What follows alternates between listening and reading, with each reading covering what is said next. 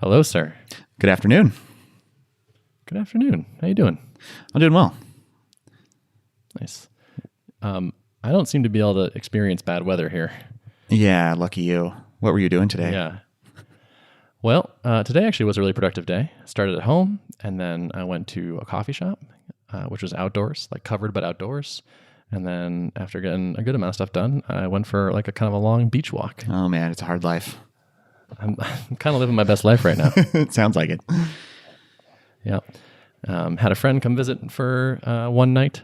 Man, it's so fun for me to like go explore and find cool stuff, and then like have someone come down and be like, check out this and check out this. Mm-hmm. I really love playing tour guide. Mm-hmm.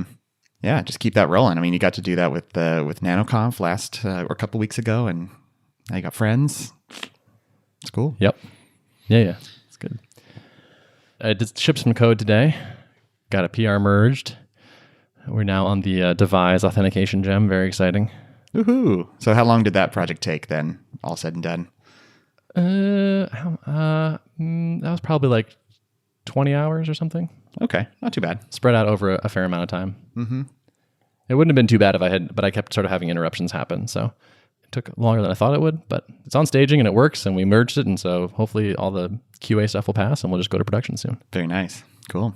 But not too much has happened in my world. So I was curious what's going on with you. I heard you might have some things to talk about. Yeah, so it's been a pretty active week so far in StaticKit world. I had an initiative that I've been working on for a little while finally went live, and that is my official integration with ZEIT, which is one of the two big hosting providers in the ecosystem for static sites. So I'm very excited about that.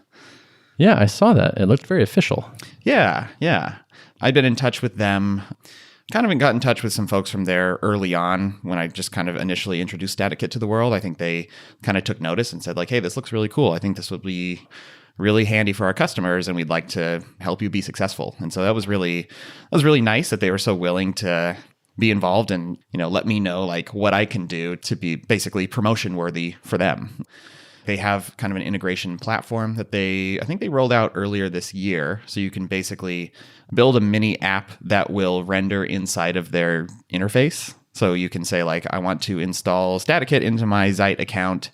And then when you do that, it'll do a little OAuth thing and like connect up to my service and then store a token in my little app thing so I can render basically a representation of someone's StaticKit account right there inside of their UI. So it kind of just eliminates the need to like jump between different things. If you want to just spin up a form, you can just click over to that integration in your ZEIT account and click add form, and boom, there you have it. So that's pretty awesome. Yeah. Integrations can be a powerful marketing channel, as I've experienced, over the years with different products and stuff. So it'll be interesting to see what the numbers look like, how many people are ZEIT customers and looking in the integrations directory and stumbling across StaticKit and finding it useful. Like it'll be interesting to see what that turns out to be. I mean, I don't really come in with any pre-existing expectations because these things vary pretty widely, but nevertheless, it's a nice link to have and a nice, place to be listed. So I'm stoked. Totally.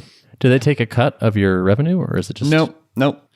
I mean, I built the integration, which, so I got to build it my way, which is kind of nice as opposed to like trying to tell someone on another team, like, this is how I want my integration to look inside of your app, that was cool. But yeah, no, it's just purely standard, like kind of listing in there and no revenue share. So nice. Yeah.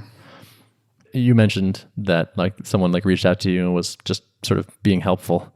And I remember when I was talking to someone from, I think it was business development at Slack, I kept having this feeling like, why are you being so nice to me? Right.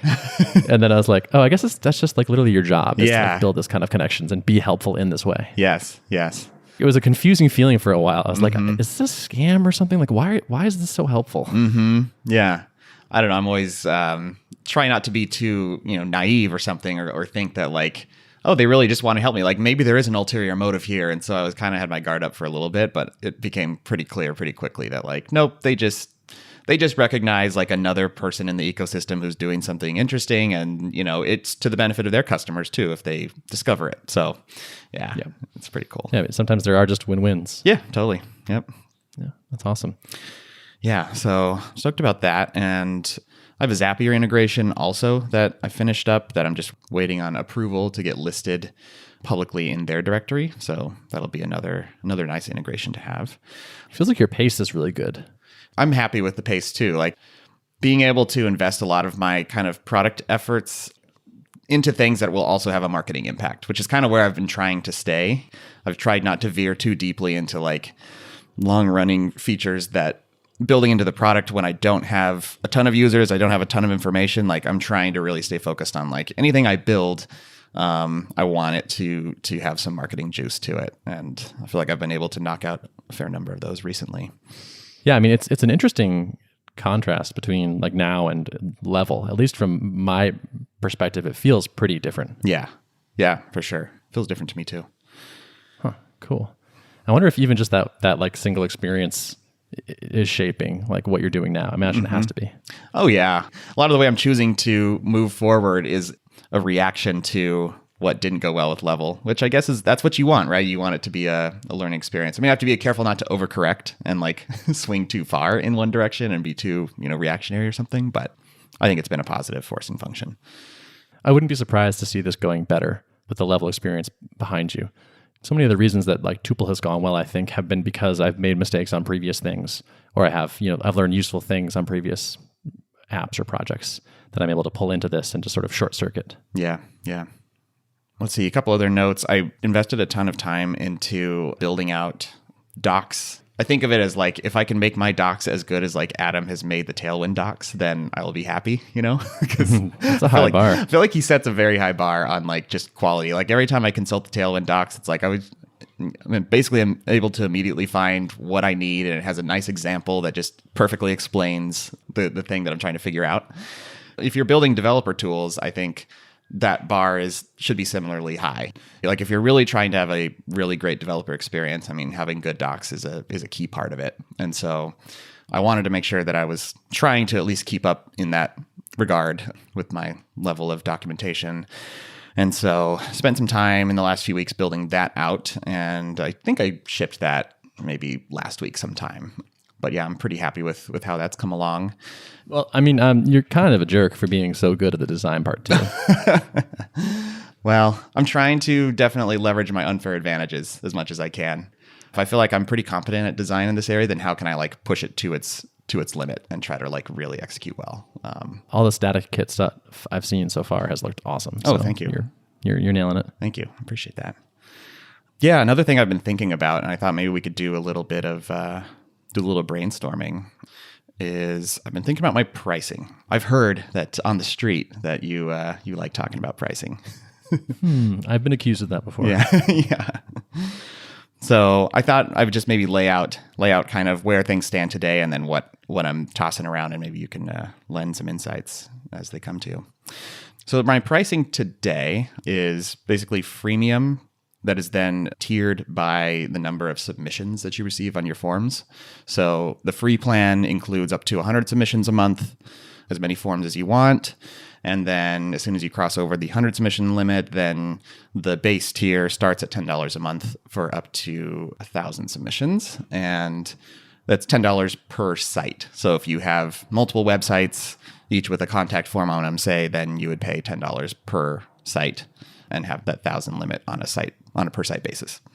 And so the thinking behind this is like, one, like the hosting providers in the space like ZEIT and Netlify have kind of a similar freemium approach. Now, granted, they're both funded, I believe. So in a different position from an economic standpoint. But the idea is like, make it super low barrier to try it out, experiment with the product, use it on personal sites, use it on hobby projects. You don't have to worry about putting a credit card on file. You can just have the technology and learn it and fall in love with it. And then eventually when you have, kind of a business use case or recognize a use for it at work, then like it kind of naturally falls more into the paid tiers. There are definitely some cons with this. The kind of the ones that I've thought of is like, there's really no time urgency when someone is using the free plan as basically an extended trial. So like if you're a company and say you just don't have that high of volume, then you can easily just kind of stay on the free tier, which kind of leads to the next con, which is like submission volume is not necessarily a perfect proxy for value delivered. If you have a form and say like you're collecting super high value leads and you get very little traffic and very few submissions to your website, but when they do come in, they're extremely valuable to you, then there's like a potential for there to be kind of an imbalance of value delivery versus, money paid. So those are things that just are kind of on my mind. Like, I don't know if this is worth changing up at this point, but I kind of thought it might be interesting to explore, like, what are some of the other ways to approach pricing this, and like, should I be changing it now, or should I be experimenting now? Or so I don't know. Do you have any like initial gut reactions to the way the pricing is right now? Anything like jump out at you as like, ooh, that's not good? So just from the hip, the freemium thing makes a lot of sense to me. I think for a developer tool where your premise is like, look how seamless this is compared to a more annoying process, the more seamless you can make it, the better that will actually work. So that this was always kind of a disconnect with FormKeep is like, we had like credit card up front forever, I think. And people were like always annoyed by it. And people kind of made that point to me. And I was like, that's actually a pretty good point. And I never did anything about it, but I think it's true. If you become a standard part of someone's toolkit and a thing that they know to reach for when they have this need, that's great for you. And I think that model would basically has a strong chance of working. So I like the basic shape of that. The problem of submissions aren't necessarily a good proxy for value. I don't think there's a way around that. That's pretty hard, I think. Like, I agree you're right. And that just might be like one of the inefficiencies of the business, perhaps. One thing that might help with that is it's probably the case that the more important the leads are to you, the more likely it is you're going to want to use something like a Zapier integration to send it somewhere else. If you send it to a Google Sheet, it's probably kind of a little bit more important than if you just dump into email. Maybe. I don't know. Yep, that makes sense. That's something. So that's another good area to explore, is like basically gating off features outside of the free tier. And I could see going kind of either way on that. Like, on the one hand, I like the idea of giving away like the full featured thing at the free tier, provided that I could structure it in such a way so that businesses will upgrade once they're like really in production and getting value out of it. If you can go in and like, oh, I wired up all this super cool stuff and I'm on the free plan right now, and maybe it's for my personal stuff or something, and I'm just like a nerd and I like to do insanely complex things for personal projects or something, So I kind of like the idea of someone being able to play with the full extent of the power of the tool without having to move into a paid tier. But on the other hand, maybe that's not really something I should be too concerned about, Yeah, I'm not sure. It seems like worth playing with these things a little bit, I think. If you see that leads are going into something like a Salesforce, that's a pretty different use case than other things. So that might be like one of those high value things, like, oh, we have a native Salesforce integration kind of thing, and that one costs more or something. One other thought is, one thing we tested in FormKeep was making a form free in, we called it sandbox mode. So basically sandbox mode would let you have up to 10 submissions. And then after that, it would sort of start throwing submissions on the floor. And you could go in and you could delete the 10 and it would fill back up. And so if you were really cheap and it wasn't important to you and it was a low volume form, maybe you just go in and delete the submissions as they come in, and then you can use it for free forever. But if you're a business, you pretty quickly would be like, this is silly. I'm just going to pay for this. Right. Yeah, that feels like a good way to potentially lower the limit. Because like 100 is actually, I don't know. I feel like for a lot of use cases, 100 submissions a month is quite a lot. Unless you're really receiving tons of people submitting your contact form or something. I mean, it depends on what you're using the form for. Then you could very easily just be a business who receives 50 a month and like that's it. And so you'd be flying under the radar. So I feel like that's kind of an interesting approach to lowering the limit pretty low and then giving you a way to basically jump through some hoops if you really want to like be able to squeeze more out. And I can see you doing that. That's really kind of indicates that it's for a testing only use case. Like if you're just sending through test submissions or something. This is kind of counter to what I was saying before, where it's like if you want to play up your convenience. Yeah. Right, So right. you're kind of crippling that a little bit. It definitely feels stingy. Like my initial reaction is like, oh man, they're making me do all this work. Like, and that's not really the perception I want to, build in users necessarily. So, Yeah. I think you could kind of just say like, yeah, it's not a perfect metric, like number of submissions, but whatever, that's what I'm going to do here. And if it's a high volume form, you pay for it. And if not, then whatever. Now I think FormKeep is priced by forms instead of submissions, I believe. Yeah, I think that's true. I think that's where it ended up when I left. I think that's where we were. I don't know if you recall, like, were you ever submissions based and moved to forms based, or like, what did you thinking was behind that? I don't really remember. I probably just wanted to charge more money. Yeah. But I'm not sure. Yeah. Which is interesting because I just had an experience with like a paying customer who literally sent through like 120,000 submissions in a month. and so things like that make me very leery of doing like unlimited submissions, pay per form. If you have someone who really has a high volume coming through, then you're better off charging by submission. But maybe that's the exception, not the rule. I don't know. Yeah, that's the danger.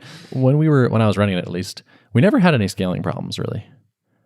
Like submissions are pretty lightweight. It's like a single HTTP request, and it's pretty easy to dump that in a database, and it was just kind of fine. Anytime I just hear like hundreds of thousands, it feels like there should be a lot of money attached to that. But maybe that's not necessarily the case, No, I mean, it probably. I mean, if you can, it probably should be. Yeah. Are you like kind of negotiating one-off things for your higher usage people then? Right now, I am. Yeah. So okay. Yep. That feels right to me. Mm-hmm. Like I honestly think that's like the right way for a while, is to just kind of like have some sort of pricing, but then like as soon as it doesn't fit somebody, talk to them and try to figure out what does. Yeah. And eventually you'll kind of realize, okay, here's a scheme that works for us, more or less. Right. I've been still in discovery mode on like where are people intending to use this for what use cases, and like, I don't know, if I got a lot of agencies, for example, who were trying to figure out how to properly bundle things up and pass along costs to their customers, that could really influence the pricing model. I had someone reach out today who was like, I want a price for, a high volume of submissions, and I've been conversing back and forth with them, and like they're an agency, I believe, or you could probably call them an agency kind of model, and they want to like, they have a product and they want to embed some forms in some kind of display product that they have and allow their clients to gather email addresses. And so it's kind of a unique setup. Like, might be worth, depending on the volume, it might be worth me kind of doing a one-off for them. But it's kind of nice to just basically have the pricing published in such a way where for those types of things, they just need to talk to me, so I can. Yes. Yeah. Totally. I think that's a good feature of your current pricing. Yeah. Yeah. I would say one of the weaknesses of the current model is that there's not a clear expansion possibility. And I've been singing the virtues of this now because I've seen it now firsthand, and it's like, oh, this is great. You want this in there if possible. So I don't know quite what that looks like. I guess if you're negotiating some sort of per submission thing, then maybe that is built in there, I guess, actually. Yeah. I mean, there is a hard cap on my highest cost plan published, which is the base plan. So if as soon as you exceed 1,000 submissions a month, then you get a handcrafted email from me telling you like, let's bump you to the next plan. So, but it's not published yet, which is probably, well, I don't know how much, if that's like causing apprehension from people, but it hasn't seemed to have been an issue yet that I've heard, at least, that like, what happens if I go over 1,000? I don't know if I want to try out your service because I don't know what the price is going to be, but this hasn't seemed to be a concern so far. Yeah, I'd be surprised if it were. Yeah. Cool. Well, keep us apprised of what you try. Yeah, for sure. Definitely. One other thing I've been doing, which has been kind of fun, is I set up just a simple notification from my app to me anytime somebody signs up. And I have it crafted in such a way so that like the reply to address is the person. If I open it up in Superhuman, I get kind of their little profile card in the corner that tells me, their social stuff and their full name and all that, if it can find their info. So I get to like reply back. And I've just been replying back a quick note very clearly from me and not automated, because it's replying to like an internal notice from StaticKit. So I think it's probably pretty clear that this is not like a drip email. and get to personalize it by pulling in their name. And that's spurred on some good conversations already. Like people have just volunteered up like, oh yeah, I heard about it through the podcast, or I heard about it through this article that I saw. And like, I'm trying to install it on this site and I'm having a little bit of trouble. And then I've been able to offer some support, or people have just kind of shared their ideas with me. So it's been a cool way to start conversations with customers. And like my volume is definitely not high enough where like it's prohibitive to be doing this. So it's just one of those things that technically doesn't scale, but is great to do right now. Mm-hmm. No, I love it. That sounds great. I've actually been meaning to get back to that a little bit more. Like I was just looking at my snippets, my superhuman snippets, and I was like, oh yeah, I used to like manually explain all these things to people. I was like, oh yeah, here's the explanation of the pricing and this plan and that plan. I was like, oh yeah, there were good things about those days. Like getting people's objections more directly and all that was positive. So yeah. Oh, and one more update that I can talk about. It's actually been official for a little while, but just now talking about it. So I have joined the TinySeed batch. Woohoo. Yeah. How about that? So for those who don't know, TinySeed is an accelerator started by Rob Walling and Einar Volset, and it's basically YC for bootstrappers. So non-VC track companies that want to raise a little bit of money, basically sell a small slice of their company to TinySeed, and in exchange, you get to be part of this kind of awesome cohort that provides mentorship and just kind of a nice community. It's been very cool to be a part of, and great like camaraderie with other people in the batch, which is especially good for me because I'm a solo founder, and there's a number of other solo founders in the group too. So just kind of having this group of people who are all kind of moving in similar directions, but all at kind of a little bit different phases of their businesses, working through challenges and just kind of being there for each other. It's been pretty awesome.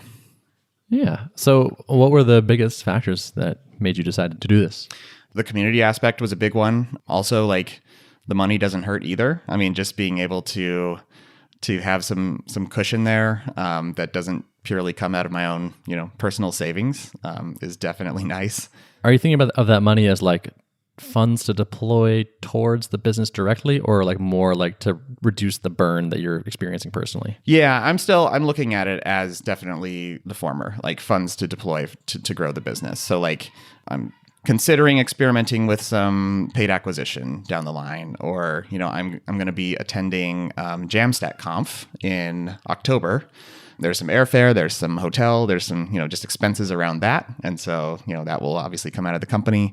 The thinking is that I won't be paying myself for a while until like there's actually revenue and profit coming in the door, but the money's there to basically to spend on business things. So. Okay, makes sense. Yeah. So that's quite a development. Yeah, it is. It was kind of in the works for a while, and so these things kind of always take longer than you expect. There's legal things, and there's updating your LLC documents to prepare them properly to sell a chunk of it and all that good stuff. So it was a long process, but happy to be in there, and I think it'll really, it has a bunch of benefits, but like just helping on the day-to-day and, staying motivated and all that will be really good. Very cool. I would love to hear like more updates about how you're finding that experience. Yeah, for sure. And I will be definitely chronicling that here. Yeah. You and I chatted about this in the past, and my thought was like the social and support aspect sounds really, really useful. Mm-hmm. That sounds like huge, probably. Yeah. As a solo person. Yeah.